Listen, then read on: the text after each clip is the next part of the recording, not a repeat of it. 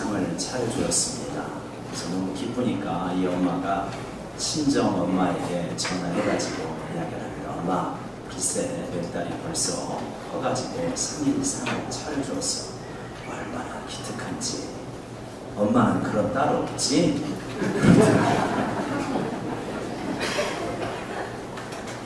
사람들은 어떻게든 자랑을 하면서 살아가려고 합니다.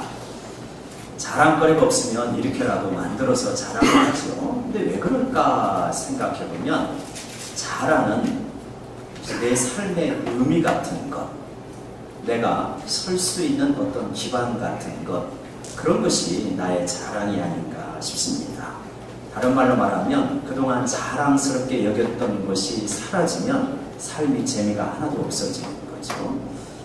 그래서 사람들은 자랑거리를 찾는데 여러분, 우리는 무엇을 자랑하면서 살고 있는가? 이런 질문을 던져보게 됩니다. 오늘 말씀은 갈라디아서 마지막 부분인데 이 말씀 앞에 우리가 살아가는 방식을 크게 두 가지로 말합니다. 하나는 세상에서 살아가는 방식과 하나는 하나님의 백성이 살아가는 방식인데, 세상에서 살아가는 방식은 뭐냐면 육체의 정욕을 따라서 살아가는 방식이다. 육체라는 게 꼭 몸만을 말하는 게 아니고 우리 어떤 거듭나기 이전에 세상 사람들이 살아가는 삶의 총체적 방식을 육체라고 말합니다.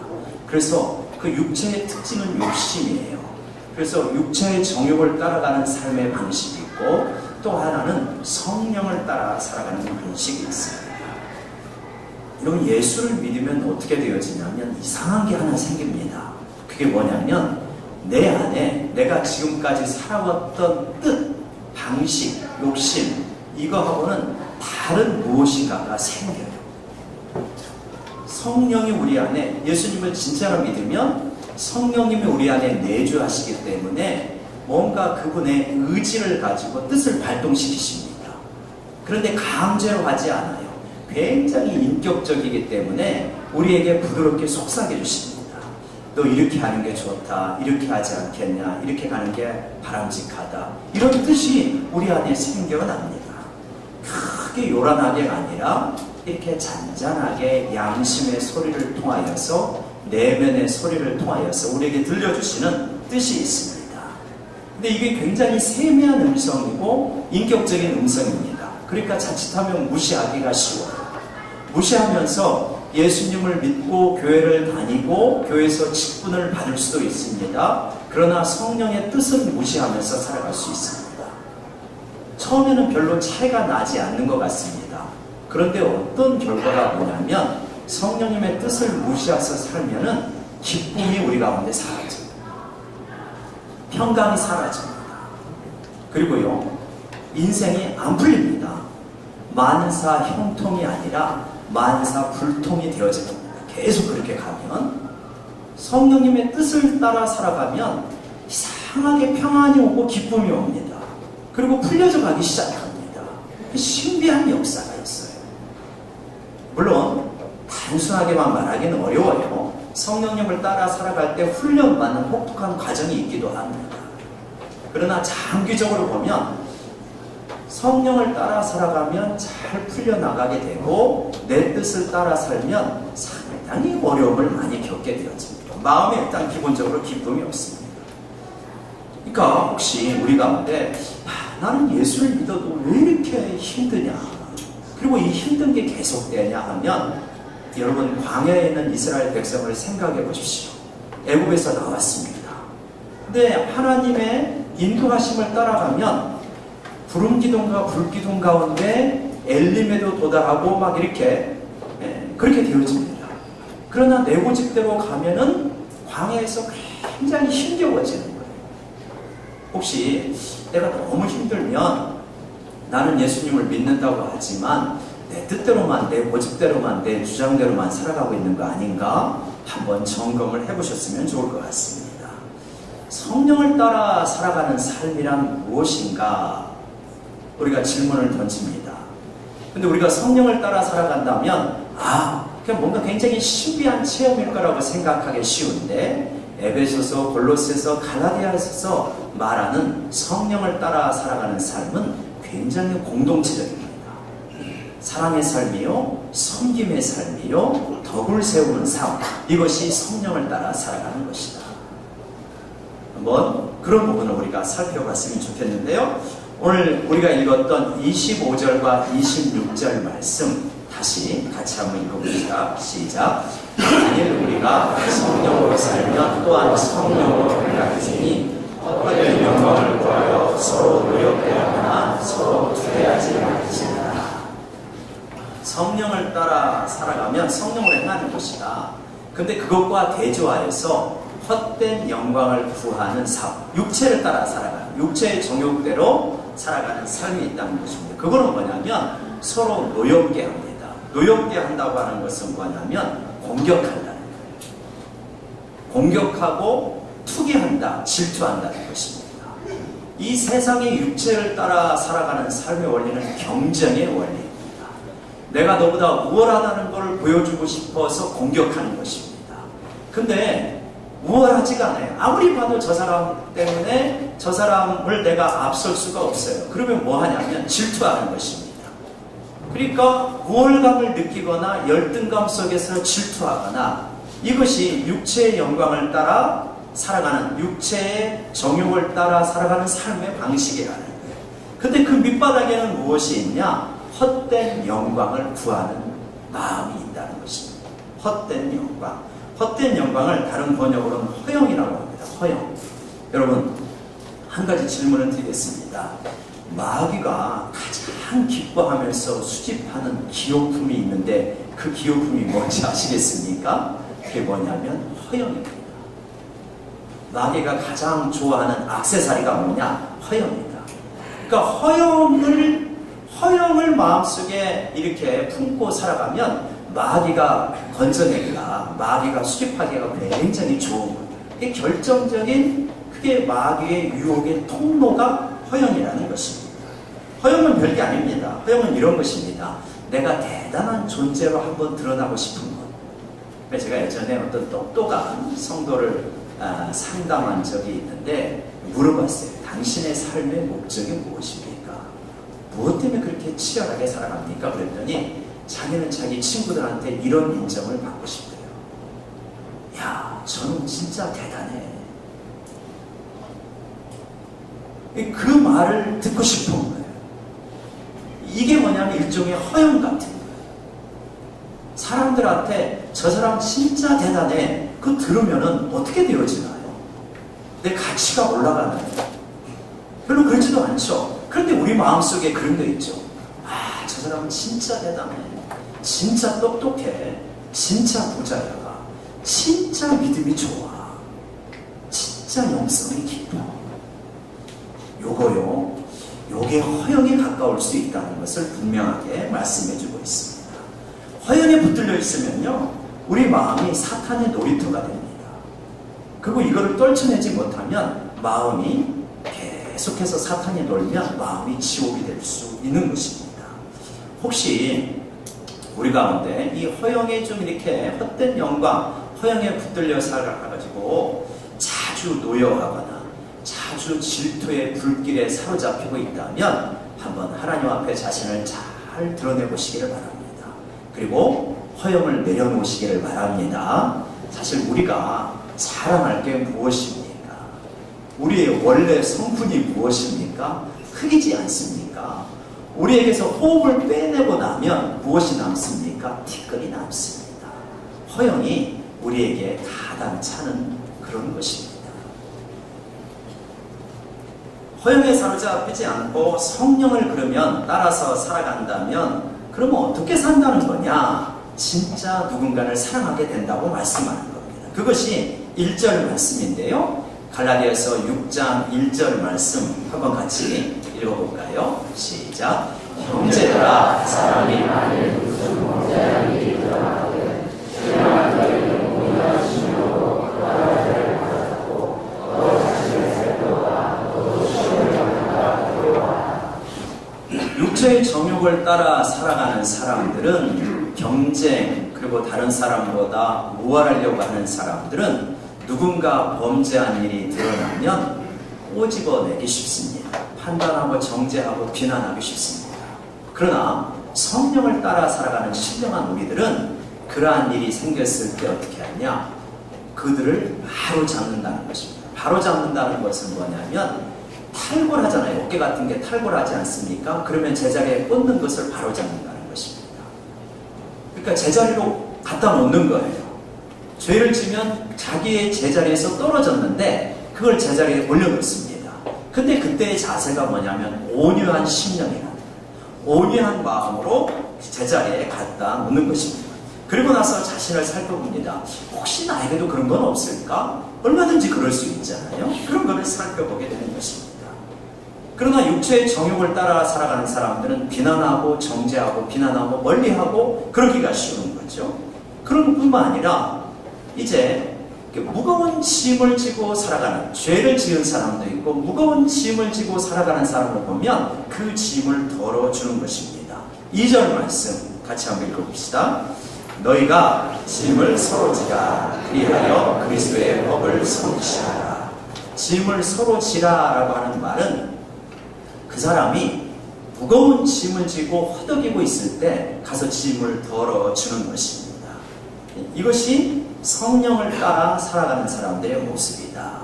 예수님께서 마태복음 11장 28절에서 수고하고 무거운 짐진 자들아 다 내게로 오라 내가 너희를 쉬게 하리라. 그러니까 그 당시 많은 백성들이 짐, 인생의 짐도 무거운데 거기다 율법의 짐까지 있는 거예요.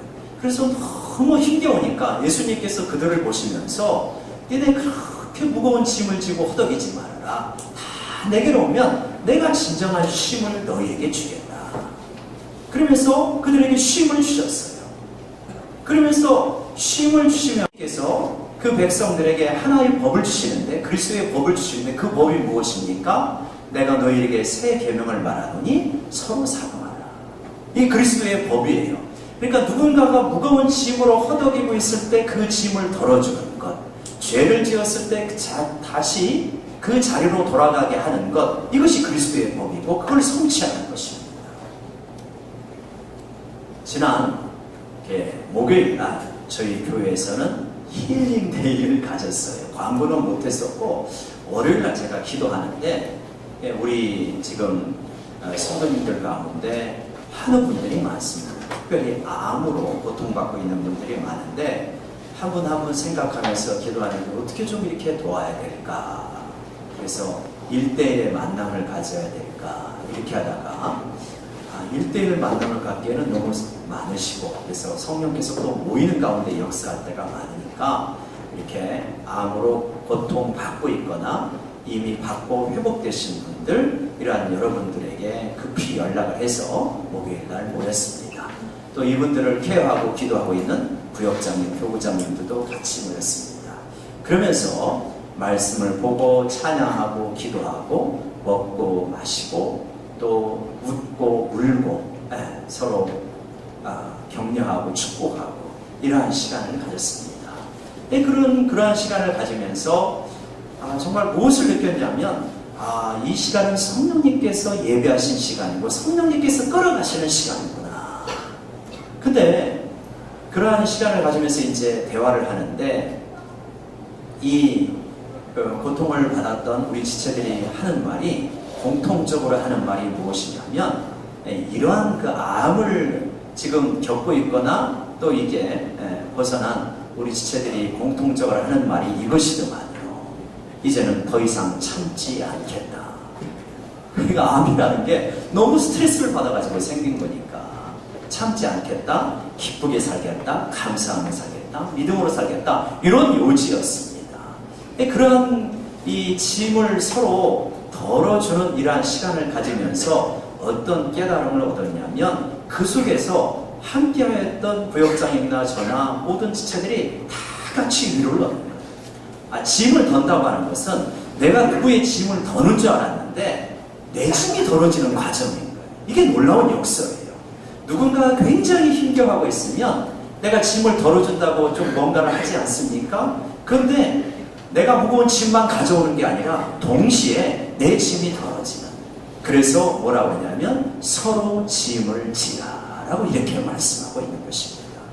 여러분, 성령으로 따라 살아가는 우리들은 누군가의 무거운 짐을 서로 나누어 질 수 있는 우리 모두가 되기를 원합니다.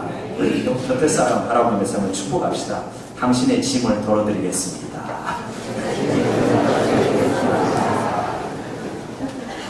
이게 성령을 따라 살아가는 삶의 모습이라는 겁니다. 그런데 이렇게 온유한 마음으로 바로잡고 짐을 덜어주고 이렇게 하지 아니하고 뭔가 비교하면서 자랑거리를 찾는 사람들이 있다는 거예요. 그게 3절과 4절의 말씀인데요. 그게 성령을 따라 살아가는 것을 모르니까 유치의 방식으로 계속 살아가는 겁니다. 3절 같이 한번 읽읍시다. 시작. 만일 누가 아무것도 되지 못하고 된 줄로 생각하면 스스로 속입니다. 영어 성경은 재밌게 번역을 하는데 자신이 사실은 아무것도 아닌데 자신이 무엇인가 중요한 사람이냐고 생각하면 자신을 속이는 것이다. 이렇게 되어 있어요. 실제로 자신은 영적으로 굉장히 지금 낮은 수준이에요. 근데 굉장히 높은 수준이라고 생각하면 그거는 자신을 속이는 것이다. 이게 어떤 사람들이냐면 갈라디아 성도들이고 갈라디아 교회에 들어온 거짓된 선생들이에요. 이들은 예수 그리스도의 십자가, 하나님 안에서 하나님께서 마련해 주신 놀라운 구원의 도리를 지금 잊어버리고 다시 율법과 행함으로 돌아갑니다. 그러면서 이 거짓된 선생들이 와가지고 말들을 잘했는가 봐요. 그러면서 율법을 지키고 할례를 행하라고 하니까 사람들이 막 반응을 합니다. 갈채를 막 보냅니다. 그러자 우쭐해졌습니다. 사람들이 열광적으로 반응하니까 본인이 무엇이나 된 것처럼 생각하는, 그게 자신을 속이는 것입니다. 또요, 갈라디아 성도도 마찬가지입니다. 자신의 몸에 할례를 다시 행합니다. 안식일을 지킵니다. 음식벽 부정을 지킵니다. 그러면서 뭔가 틀이 잡히니까 진짜 자신이 신앙이 좋아진 것처럼 착각합니다.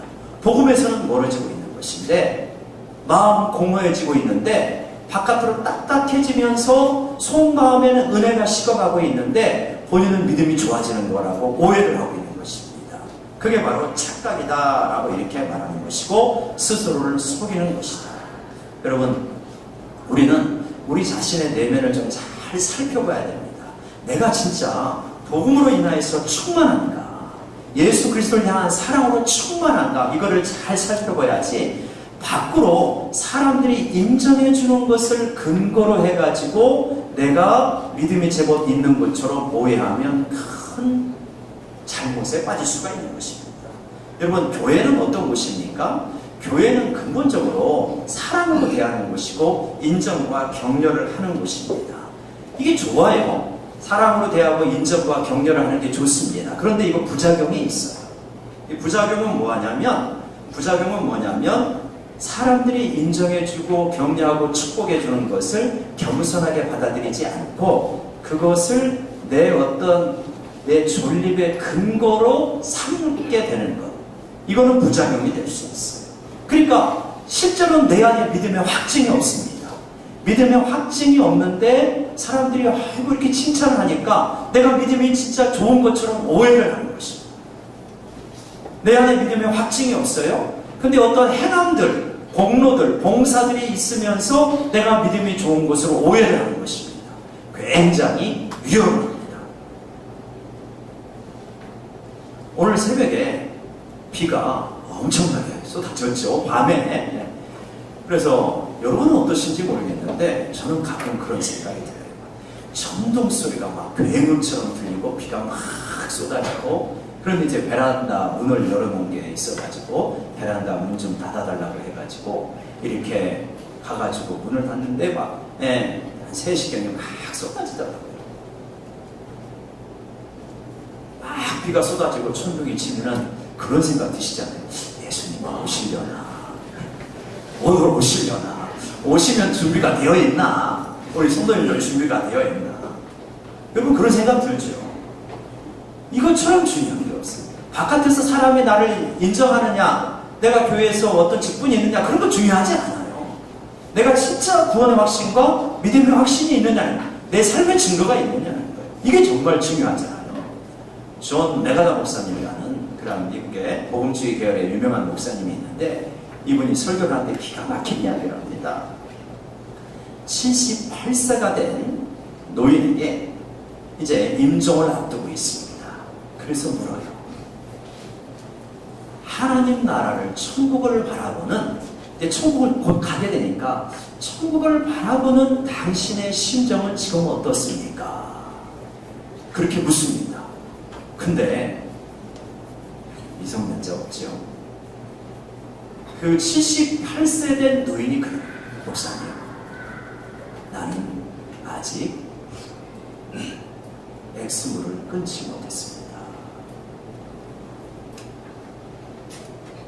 그 얘기를 듣는데요, 머리가 땡 하는 거예요. 78세입니다. 육체의 교회를 다녔지만 육체의 정욕의 종노릇하면서 계속 살아온 거예요. 그래서 이제 죽음을 앞두고 있는데 그 앞에 자신이 없는 거예요. 이 얼마나 이게 심각한 문제라는 거예요. 다른 사람이 뭐라고 인정하느냐, 이게 중요하지 않아요. 교회에서 어떤 직분이냐, 이거 중요하지 않아요. 진짜 당신이 주님과 동행하고 마음의 구원의 확신이 있고 성령을 따라 살아가느냐, 이것이 오늘 이 시간에 우리가 반드시 결단하고 또 우리 인생에 분명한 확신을 얻어야 되는 자리인 줄로 믿습니다. 이것처럼 중요한 게 어디가 있겠습니까? 근데 이것이 없으면서 바깥으로 드러나는 것을 가지고 뭔가 짐짓 위로를 받으려고 하면 자신을 속이는 것이라는 거예요. 이 당시에도 그렇고 오늘날도 그렇고 많은 사람들이, 그런 사람들이 있다는 것입니다. 그러면서 자신을 속이는 사람들은 어떻게 속이냐면 4절과 같이 자신을 속입니다. 4절 같이 봅시다. 시작. 각각 자기 일을 살피라. 그래야만 자랑할 것이 자기에게는 있어도 남에게는 있지 않으니. 자신의 일을 살펴라. 그러면 자랑할 것이 자기에게는 있어도 남에게는 있지 않다. 말이 쉬운 것 같아도 어렵죠. 근데 이것도 영어 성경을 보면 쉬운데요. 영어 성경에는 이렇게 되어 있습니다. 너희가 너희 자신에 대한 자부심을 가져도 좋다. 자부심을 가질 수 있다. 이렇게 다른 사람과 너 자신을 비교하지 않고 너희 자신에 대한 자부심을 가질 수 있다. 이렇게 되어 있어요. 그러니까 다른 말로 말하면 무슨 말이냐면 이 육체의 정욕을 따라 살아가는 사람들은 자기 자신에 대한 자부심, 자기 자신에 대한 프라이드를 어떻게 갖냐면 다른 사람과 비교해서 계속 하는 거예요. 저 사람보다 내가 좀 낫지? 하면서 자꾸만 자부심을 가지려고 하는데 그거 굉장히 잘못된 것이다. 너희 안에를 자세히 살펴보면 비교할 필요가 없는 자부심이, 영적 자신이, 영적 자부심이 너희 안에 있는 것이다. 그런데 갈라디아 성도들은, 거짓 선생들은 자꾸만 비교하면서 이런 걸 갖는 거예요.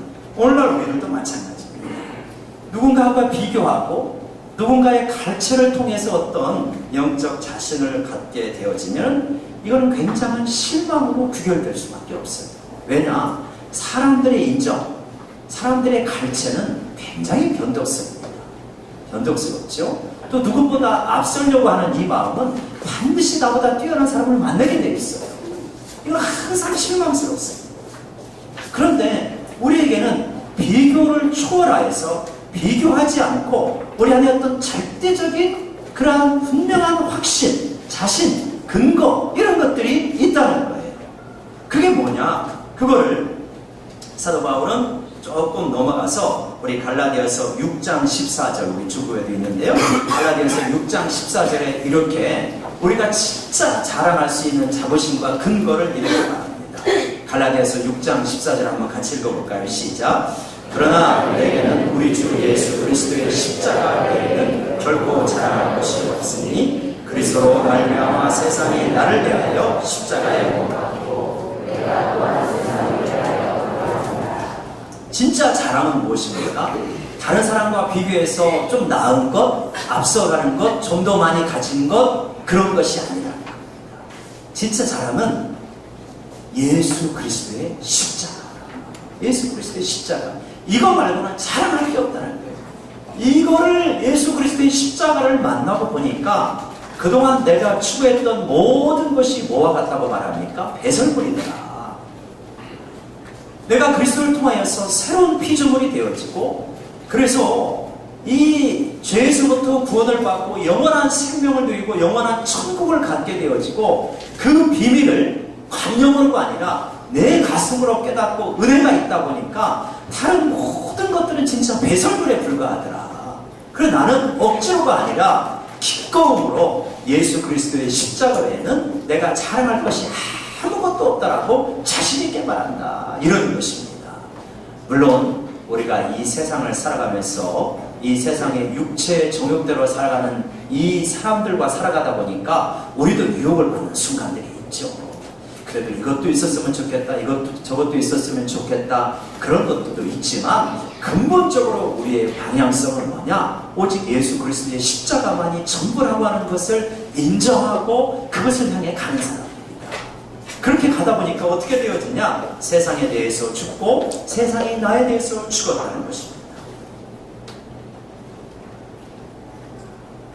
내가 세상에 대해서 죽었다라고 하는 말은 무슨 말입니까? 내가 세상에 대해서 죽었다고 하는 것은 세상이 매력적으로 강요하는 것들이 있잖아요. 그것이 더 이상 나에게 전혀 매력이 아니라는 거예요. 세상에서는 물질, 쾌락, 성공, 지위 뭐 이런 것들이 있잖아요. 이런 걸 가지고 막 우리를 엄청나게 매력하는데 나는 그것에 대해서 죽어버리는 거예요. 그러니까 더 이상 매력이 아니에요. 또 이 말은 다른 말로 말하면 무슨 말이냐면, 세상을 지금 공중의 권세 잡은 자가 마귀가 있잖아요. 그 세상을 통하여서 육체의 정욕의 원리로 우리를 유혹합니다. 흔들어댑니다. 마치 예수님을 높은 보좌 위에 올려가지고 다 보게 한다고 나한테 절해라, 그러면 다 줄게, 그랬던 것처럼 우리를 흔들어댑니다. 흔들어대는데 내가 죽어버렸어요. 그러니까 세상이 뭐라고 그러냐면, 아유 저거는 우리한테 쓸모없는 놈이다. 여러분 예수를 잘 믿으면요 세상에로부터 그런 이야기를 듣습니다. 저거 세상에서 쓸모없는 놈. 왜냐? 세상의 원리에 대해서 죽어버렸거든요. 영원한 하나님 나라에 대해서 살아가거든요.